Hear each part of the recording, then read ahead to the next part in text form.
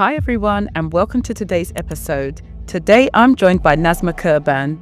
A seasoned professional in the software space, Nazma went from sales development representative to chief revenue officer in just 5 years. As the first employee of an organization, Nazma played a pivotal role in helping the business to scale from $0 to $10 million in just 5 years. For you, what have been the factors that have contributed to you progressing through your career? I feel that silence actually kills careers way faster than failure. So I learned, pretty early on, understanding the need to speak up, asking for what you need, and making it very clear exactly what you want from your career, your job. What I was going to ask is how you've always optimized for the best outcome. So do you feel it's mindset? 10% of life is what happens to you, and 90% is how you respond to it. The reality is everyone has shit things happen to them. How much do you feel others play a role in progression versus oneself? It's definitely a combination of both. While I'm a firm believer that personal drive is the foundation of progression, like we have agency, others can open doors for you, but you have to be ready to walk through them and prove yourself once you're there. Hi everyone, and welcome to today's episode. Today I'm joined by Nazma Qurban.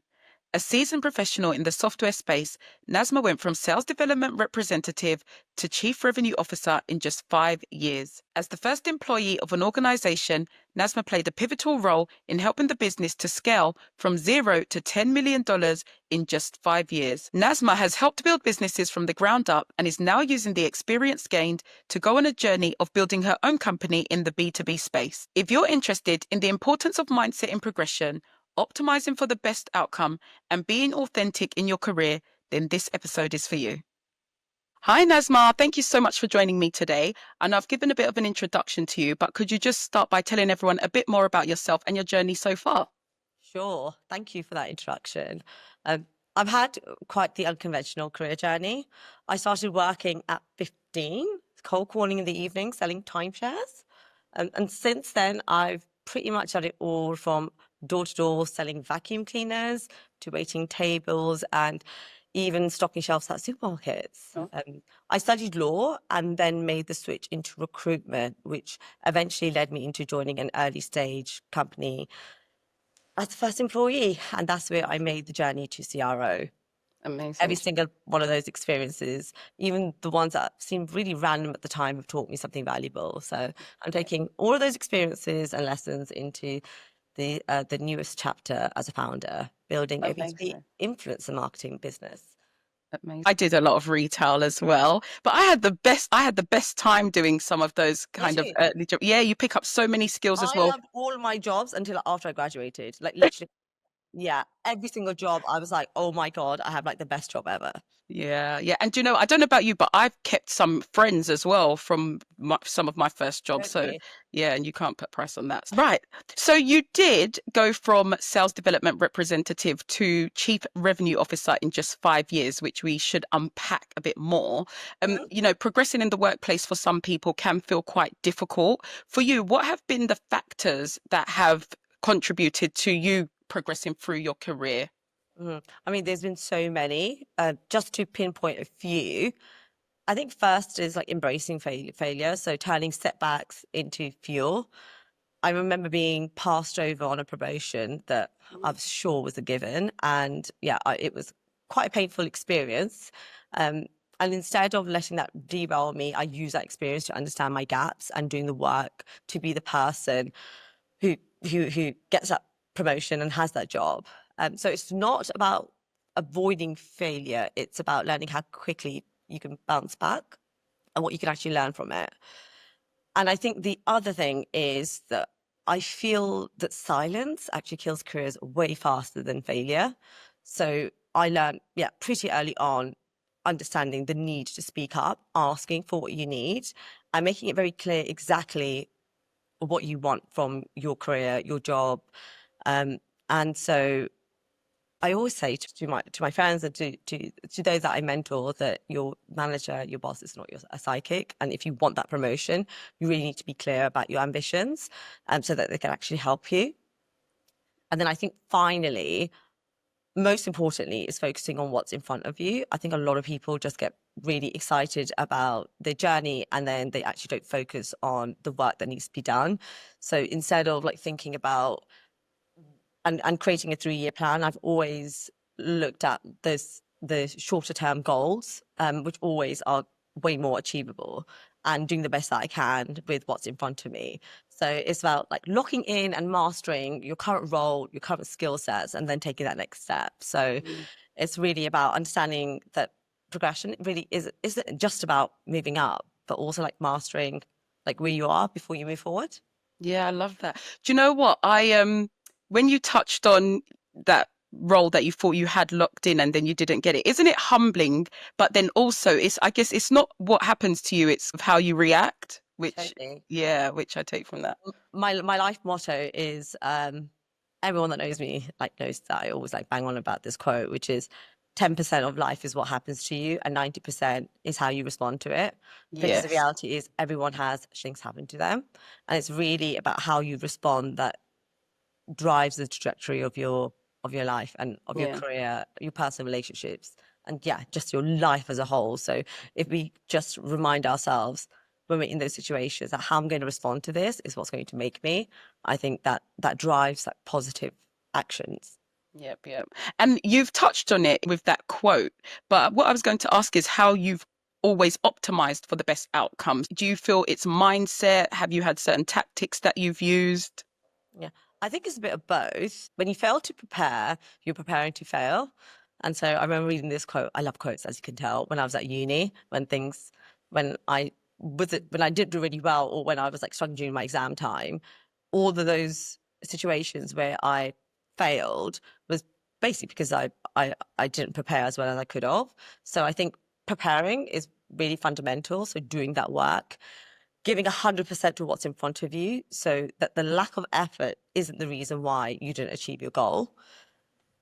And then like going beyond just preparation, it's about understanding what's holding you back.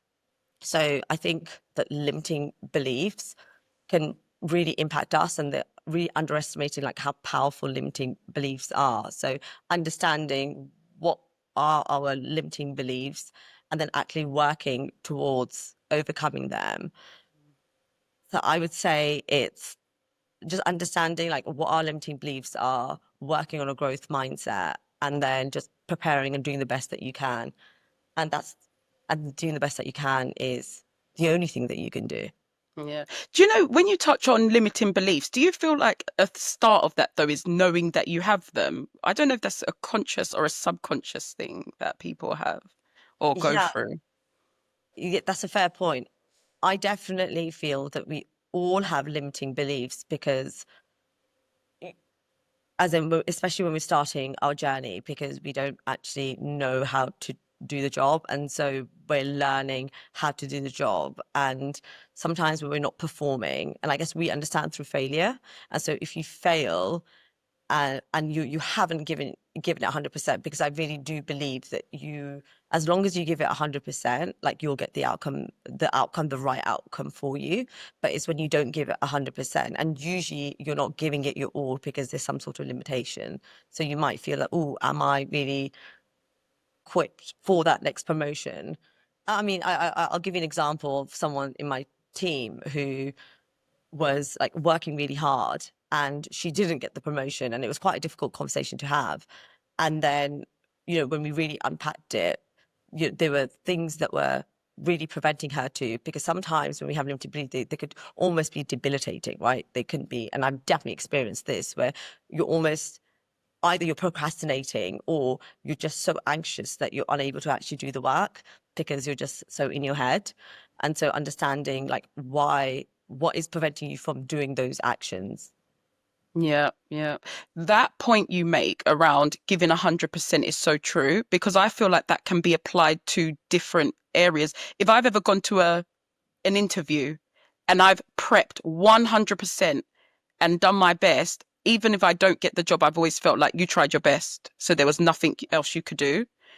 And on that note, I mean, and this is probably where that mindset derived from, that when I graduated, I applied, honestly, I went on probably like 70 different interviews.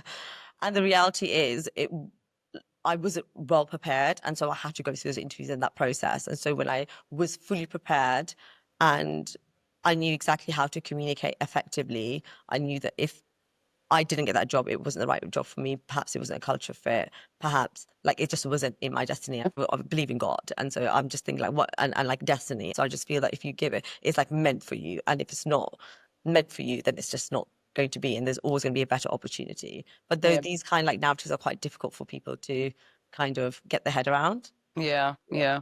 So you have been in senior positions. You're in one now as you're running your own business. There can often be a perception that women in senior positions are perceived as bossy or aggressive, whereas men displaying the same traits are often viewed as good leaders. Do you feel you have been viewed as either, and how have you managed the balance? I've definitely been there. Yep, I've definitely been there. And I guess here's what I've learned. I can't control these gender biases. Many times they're unconscious and not deliberate. And I have a naturally intense tone, which can be interpreted like differently because I'm a woman. And when this was brought to my attention, I guess instead of falling into the comparison trap, I led into the conversation. I've asked previously, like, can you give me specific examples when I've come across this way? Because I think even asking that question, there's often something valuable in understanding that perspective. And also, again, being proactive about feedback. I'll always ask, okay, how am I coming across? What can I do better? And of course, sometimes it's uncomfortable to have that conversation, but I feel that it's been so valuable for me because it helps me address like these perceptions head on. And at the end of the day, it comes down to like me staying true to myself, and also being mindful of how I come across. Of course, these gender dynamics exist, but we can navigate them. And at the same time, staying true to ourselves and being authentic in our leadership style. Yeah. I like to hear about that feedback piece because we just did a session on feedback and like the importance of it. So being given those specific examples, I presume, really does help. But also it is managing that balance as well, staying true to yourself. You don't want to completely be somebody different. So Yeah, past, and yeah. also, and there's times when the reality was that I was quite aggressive, and I'm Mm, quite a passionate and intense person. And so if that makes somebody feel uncomfortable, then that's a work that I need to do. I can still communicate, I can still be passionate and intensive, but what I learned is that there are different ways of communicating and to be mm. mindful. Yep, yep. I love that. How much do you feel others play a role in progression versus oneself? It's definitely a combination of both. Yeah. While I'm a firm believer that personal drive is the foundational progression, like we have agency. Others can open doors for you, but you have to be ready to walk through them and prove yourself once you're there. So I've been really fortunate to have some amazing mentors who've advocated and created opportunities for me. Those opportunities, those relationships only developed because I took ownership. I was really proactive in building and nurturing my network and then doing the work, delivering strong results and making my aspirations known. So I guess it's a bit of we create our own luck and we have more power to create that luck than we think. Mm, And then the other key is using the support of others as a multiplier for your own efforts. So when we combine personal initiative, consistently delivering results, developing your skill sets, like seeking that feedback, that's where your career really accelerates. And it's, yeah, so you're in the driver's seat of your own progression and you can really drive that. So it's all about yeah. having your own agency, I feel, and everyone else around you are your multipliers. You've touched on the role of mentors there, and it's so key.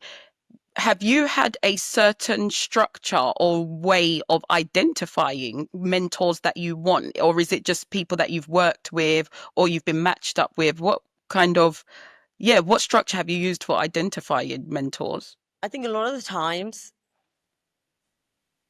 especially early in your career, because we're almost told that there needs to be a structure as Mm, such, or there's a certain way of identifying it, we almost don't get started. And pretty much all of my mentors don't even know that they're a mentor of mine. So if I am like really intrigued by someone's journey, or they have certain expertise, I'd like ping them. Perhaps there's somebody that I know, or I would just cold message them on LinkedIn and ask them for a coffee. One thing that I would say is, and this is actually something that I've been educating, like, some of the people that I know that are really like early stages, is like, don't ask somebody to be a mentor. It's almost like asking someone to be a friend. Mm. And I think it almost creates this sort of structure. And I honestly get just as much out of like mentoring somebody than vice versa. And so I feel that although there is that seniority, even from those that are mentored, we have a very peer-to-peer relationship. So it's like it's creating that relationship on a plain level field, and then you're able to have like conversations and like an authentic relationship, because it just flows very naturally, and it doesn't even need to be structured. So one of the guys that I've, let's call it, mentoring for like the longest time, he will just message me when he's got a specific question, when he's looking at a new role, or he'll just be like, oh, it'd be great to have a catch up with you. And so there's no structure, there's no time in the diary. And same with mine. I'm having dinner with my mentor tomorrow. I would I'm sure he would die of embarrassment if we were, talking to somebody, having a conversation with, people at a networking event, and I called him my mentor.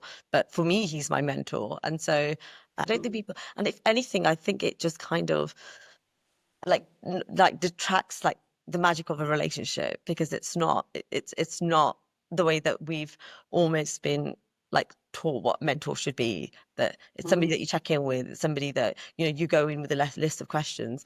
I think those kind of conversations happen very organically.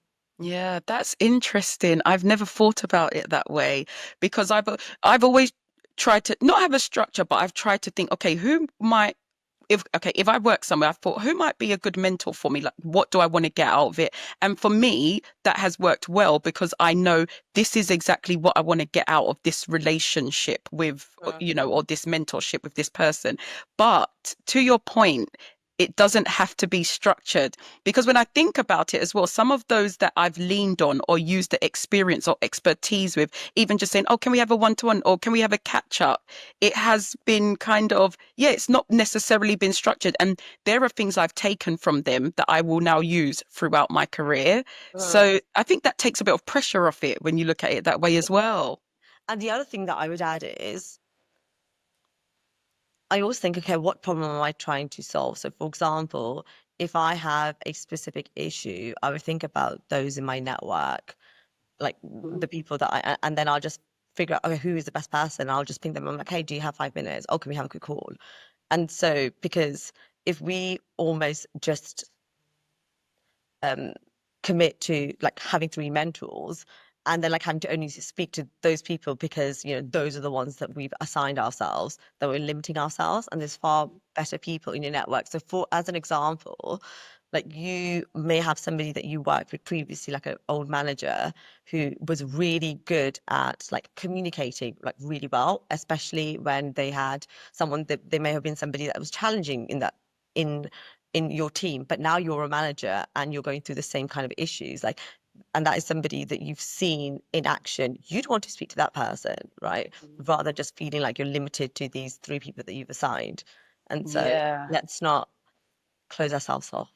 Yes, absolutely, absolutely. And so we've just touched on the role of a mentor, but what about role models? Who have been your role models and what impact have they had on you? So as I was growing up, I mean, I was obsessed with Sheryl Sandberg, and I felt quite early on that um, because her journey was very specific, that she went to these red brick universities, and then I think she went to Harvard Business School, and then she worked in a specific firm, that if I was unable to do those things, then then I'm off, and then I'm not that person. And so I think it's really important to emulate people and feel inspired. And but there's this amazing Oscar speech that Matthew McConaughey did, and he spoke about being asked that question, that who is your mentor, who's your role model? And he said, oh, I have to go away. I have to think about it. And he said, well, my role model is me in 10 years' time. And I think that we're also unique and we all have our own paths. And so I think my role model would be the person that I want to be in 5 years' time. Um, because like, if you think about like the most amazing managers that you've had, or even managers where you haven't like really enjoyed like certain parts of their leadership skills, you could take a bit of everything that you like and you inject it with your own energy and who you are, and that's who you can become. And I think it also helps us drive ourselves to being the best version of ourselves, because that's what we want to be. Like, we should be our own role models. And I'm sure you'll feel this way. I know this is quite deep. Um, but I listened to this podcast a long time ago, and it wasn't about business. It was someone's own personal journey, and she said that she always has a picture of her younger self, and then she always like looks at it and looks at it, and then I always sometimes like remind myself, especially because sometimes like comparison come in, and that doesn't help, right, when you're comparing yourself. But when you think about the younger self, you did good, like we did good. And so yeah, I always think that we can be our own role models, and we should work towards that. Isn't that nice as well, though? Like taking a picture and thinking about where you come from, or like you said, you have done good. You've come this far. You have changed in this way. But you know what I wanted to ask you there? You know, when you say you'll be your own role model, but in 10 years, I don't know if you can answer this, but how do you know what you want to how do you know what you want to be in 10 years? Well, I wouldn't say that I want to be my role model in 10 years, Yeah. and that actually is contradicts like my life approach, which is Yeah. always look at myself like 3 months, 6 months. But I think that we all know where our gaps are. If we don't, we Mm. should definitely seek guidance from those around us, the people that interact with us the most, and understand that our shortcomings are things that we want to work on, we want to improve. And I think that if we're able to do that, if there's things that we want to improve or skills we want to acquire, just being able to like lay that out. This exercise that I do, I actually did it with one of the girls that I work with, and this has been actually quite fundamental to my growth. That rather than looking like 5 years ahead, like I look at my own journey in 6 months' time, and so I take the things that I want to improve. So I give you an example, that I was quite an approachable, and I've always been quite an approachable leader. And actually, what happened was that started working against me, whereas everybody would come to me with like specific issues, which was fine, but also that I was maybe like overly empathetic, and then I was unable to be like fair across the board. And so what I did was I took, okay, right, this is something that I want to work on. What is the characteristic of that person that I want to be that I'm not right now? And then like write it up in a third person. I know it sounds really wishy-washy, but it's almost like projecting the person that you want to be. And I feel like that's where I've been able to develop, like understand this is the type of person that I want to be. Um, and it's flipped on the things that I know that I need to work on. Yeah. These things aren't wishy-washy. I feel like they're practical advice. I'm very much in favor of things that people can actually do to get somewhere. Yeah, it's really interesting because I have definitely felt a shift over the last 3 to 5 years. I think earlier on, whenever I used to have these conversations, like I did have eye rolls, but even those people that I help, especially like somebody I work with, he literally said this to me the other day. He was like, Nazma, like, you all talk about projection. And one thing that I think about my younger self is like, why didn't I just listen to you? Because I always felt it was like wishy-washy, but actually like it just made sense, because Yeah. it's not even saying, okay, right, I want it, because it's not like, okay, right, I'm writing that these are characteristics. I then design my life and think, okay, right, so what are the habits that I need to incorporate? Like, how am I showing up? How am I having those conversations? Am I actually being very clear about my boundaries, and then trying to embody them in a day in a day to day? So I'm very grateful that a lot of people are now understanding the power of our thoughts and reframing, um, and using like the right language to become the person that we need to be. Yeah, yeah. Ever evolving, ever changing. Ever always becoming. Yes, yes, yes. So you've held roles at various levels in different Mm. organizations. Do you feel you've thrived in more other than others? And what would you say the common denominators are actually where you have or haven't thrived, or the key factors? It's been really interesting for me because I've worked in so many different organizations and different environments. I started like after I graduated in a large global company, which was incredible for learning and understanding like what good looks like in terms of structure and processes, and those very early roles that were very high volume, high intensity, especially as I started my career in sales, were really important. And so that was the first experience. And then I moved to a smaller company, and I think that's where I really thrived. And the reason for that was for me personally, because we're all individual. Like I I had nowhere to hide. So every input, every decision had a direct impact on the business. And I had such a hands-on manager who really invested in my growth. And I thrived because I could see my contribution were making a real difference like every single day. So I had that experience and I really thrived in it. That company was acquired, and the environment and the leadership style shifted dramatically. And so that experience in itself like taught me a lot. It's not really the size of the company specifically, but what really matters is like leadership approach, cultural fit.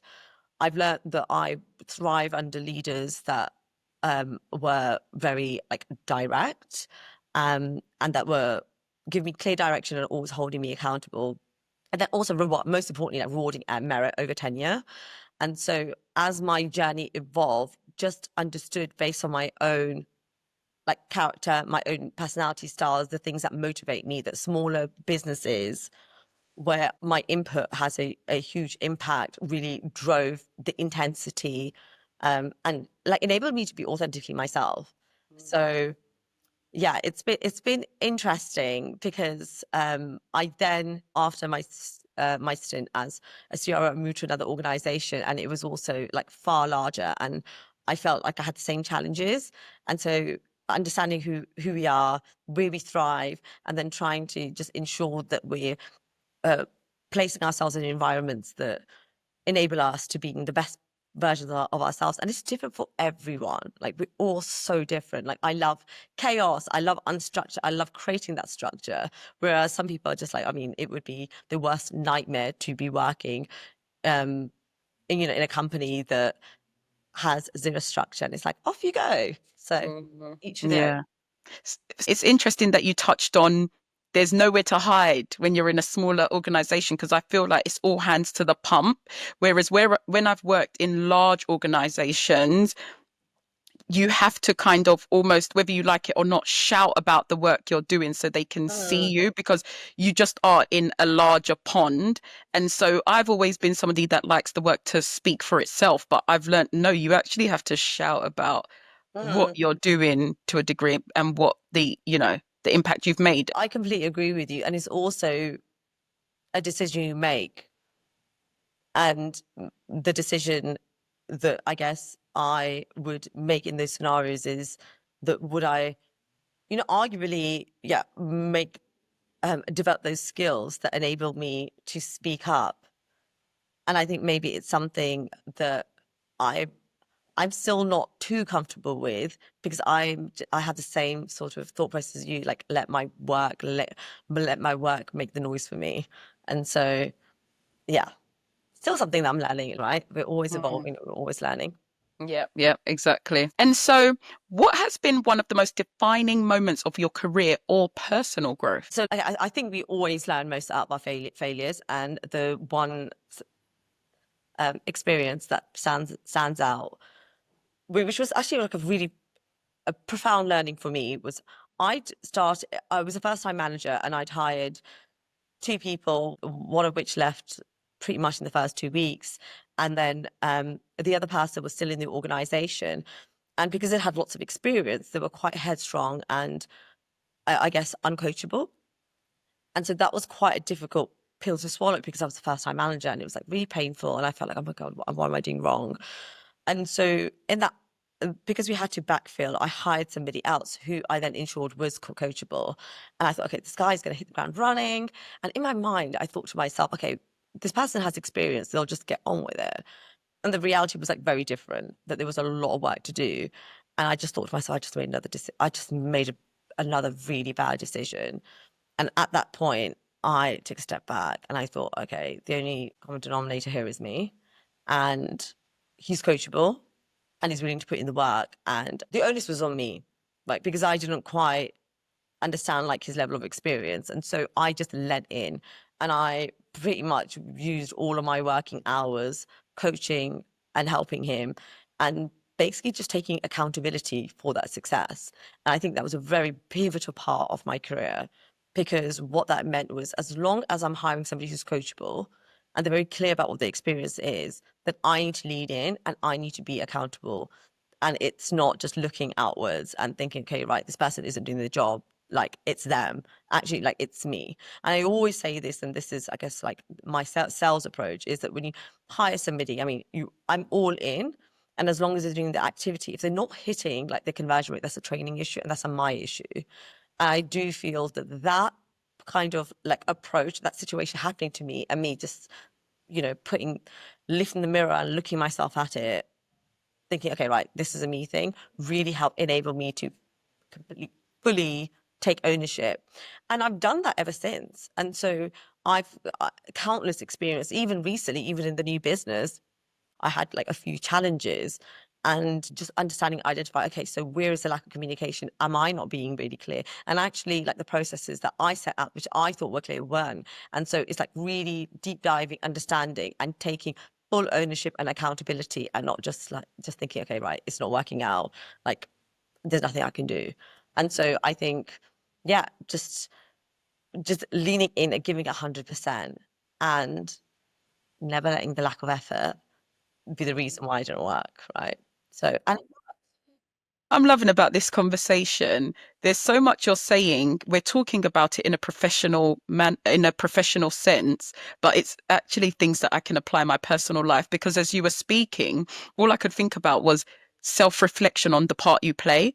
So it's easy to blame someone else for why this hasn't worked, but what could I do better, or what could I change? So I'm going to be doing some self-reflection later, Nazma. love that. Yeah. But they're just so almost like scared to try, because perhaps it's a narrative that they told themselves, or other people think, oh, you're really smart, so if I don't try, then I haven't failed, and so therefore nobody's going to judge me. And I think that helped me fail, because I then looked back at all the times that I didn't achieve, or that I made excuses and I didn't turn up. I mean, there was times when I didn't even in one term. So at university, you could do your exams in June or you could do them in August, but if you miss them for whatever reason. And I didn't do some of my exams because I was so scared of like failing. And I was like, because I knew that I wouldn't get like my 2-1. And so it's like, if I'm not going to get my 2-1, I'm not going to. And then I don't need to face it. I don't need to face, the criticism and everyone else like shaming me. And then I can tell you so many scenarios where I haven't even tried. And so the thing that I would like encourage, and now I do, and now whenever I have my one-to-ones, I don't ask people, okay, so what did you do, what was so amazing, what was your achievement? I'm like, where did you fail this week? Like, tell me about the failure, because I know that's where the growth comes from. And then you encourage people to fail, which means that you're encouraging people to actually do work and try, which is where the magic happens in failure, right, in outside of the comfort zone. Yeah, that fear of, or that thing of not doing something because of fear of failure, I think impacts so many people. It's such a real thing. But I also think you saying to your team, where have you failed? You've created a safe environment, though, to do that, to feel like they can have that conversation with you. Yeah. And also, the one thing that I would say is, I also talk about my failure. So I had a quick catch up with one of the guys in my team this morning, and there was an interaction on LinkedIn, because he has access to my LinkedIn account, because it's like part of our role is like we're interacting and engaging with people. So there was an influencer that pulled out of a campaign, and although like you didn't like communicate, so of course, like that's like not okay. But I did say to him, okay, right, like it is done. Like these were the things that happened. Like let me know like where the gaps were, like because you know what am I missing? And actually, it was so interesting that he'd like he'd asked a question and I'd had to go back to the client and it took me 3 days to get back to him. But I didn't tell him that I'd had to go back to the client and speak to the client. Right. And then I just responded, like assuming that he knew. And then when I was speaking to um Duan, yes, someone on my team, I was like, and he was like, oh yeah, but it was 2 I think I'm like, no, no, no. Like I messed up. And like I failed. But the great thing is now I know that every single time that we know that we have to go back, like we need to communicate. And just every time that you fail, it's like, okay, right, how did this happen? And then like, are we creating structures and process and being accountable? And it's totally fine. Great that we did, great that we failed, because now we're just going to ensure that that is not going to be the reason why somebody decides to no longer work on a campaign because of a mistake that we made, because we don't know. It's just made an assumption, right? And so it's yeah, just optimizing for the best outcome. Some things you just can't control. And also like as leaders, like to being honest about where you mess up, because we all do, right? And that's encouraging, right? Like we don't listen to things that we're told. We look at how people behave and like show up. And so we should show up in the way that we expect people to show up, not because we just tell them to do something. Yeah, yeah. Oh, literally from that I take failure's not even failure, it's a lesson learned. Yeah.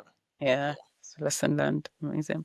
So, you've achieved a lot, Nazma. How do you hope your work and achievements inspire others, especially women and young girls? The point where I felt that started making like real progress in my career was when I decided to stop blaming other people and stop looking at external sources, stop waiting for this new manager that's going to come in who's going to spot my talent and think, okay, right, I'm going to fast track you. It was when I took real ownership of my journey and started being really accountable.